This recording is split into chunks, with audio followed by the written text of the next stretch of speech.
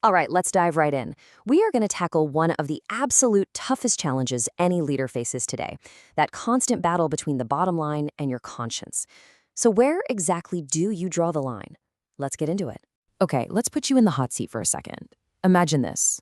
You're a manager. You're doing your job, and bam, you find out that one of your most important suppliers is doing some serious damage to the environment. What do you do? It's a classic dilemma, right? And there is no easy answer. Because whatever you decide here, it doesn't just stay in your office. It creates these massive ripples. This isn't just about a policy memo. This is about real leadership.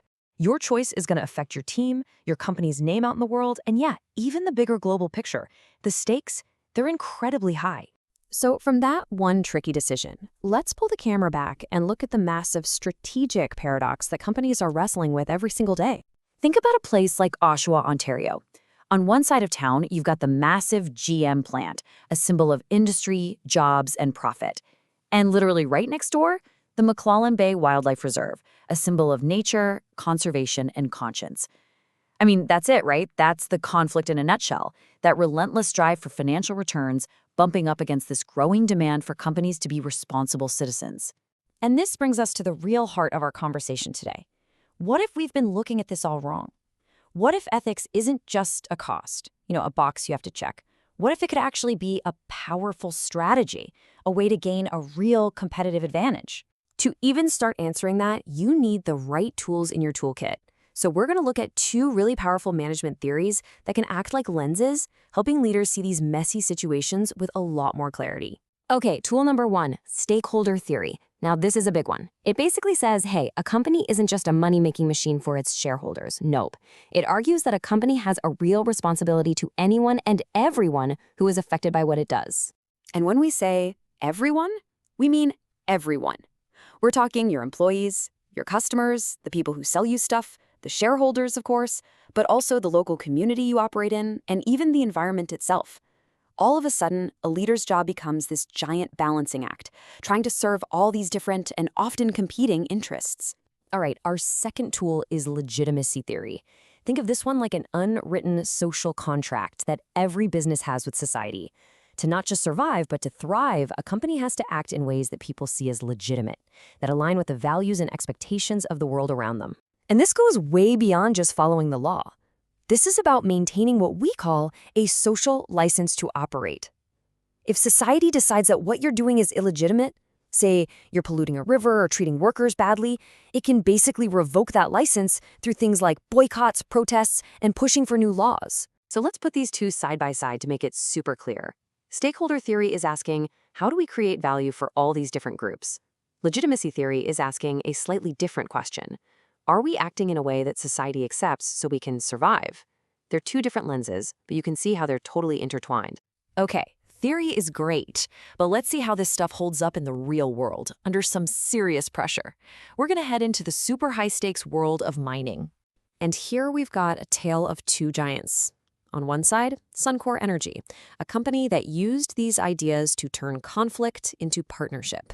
And on the other, Rio Tinto, who, well, let's just say they faced a global catastrophe by ignoring them. So let's start with Suncor. Operating in the Alberta oil sands, they were dealing with a ton of conflict with Indigenous communities. Their solution was a game changer. They officially recognized these communities as key stakeholders, they created actual financial partnerships and joint ventures, and in doing so, they actively managed their social contract to secure their legitimacy to operate. And now for the complete opposite. In 2020, to make an iron ore mine bigger, Rio Tinto deliberately destroyed sacred Aboriginal rock shelters in Australia, sites that were over 46,000 years old. Just let that sink in.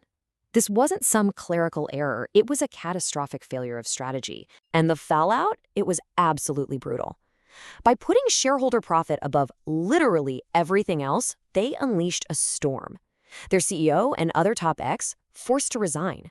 Investors were furious. It sparked government investigations. The company suffered a massive worldwide loss of legitimacy. I mean, it's a textbook example of what legitimacy theory warns you about. So, after seeing that dramatic comparison, what's the big lesson here? What should every leader be thinking about? It really boils down to three core principles. One, that old-school shareholder-only focus isn't just outdated, it's strategically dangerous. 2. Actively engaging with all your stakeholders isn't just a nice thing to do, it's one of the best ways to manage risk. And 3, that social license to operate is not some fluffy, abstract idea. It is a real, tangible asset that you have to manage and protect. And all of this is pointing towards a huge shift that's happening right now. You've probably heard the term ESG, environmental, social, and governance investing. Well, this isn't just a buzzword. It's fundamentally rewriting the rules of business. Ethics is no longer a side project in the CSR department. It's becoming a core piece of corporate strategy itself. And here's why this is so powerful. This isn't just about PR anymore. This is about money. Big-time investors are now using ESG as a filter to decide where to put their capital. If your company doesn't measure up, you're going to find it harder and way more expensive to get funding. Put simply, bad ethics is becoming very bad business. Which leaves us with one final critical question for you to think about. In the long run, what's your company really building? Is it just building the tangible assets you can count on a balance sheet? Or is it building something far more valuable and enduring, lasting legitimacy?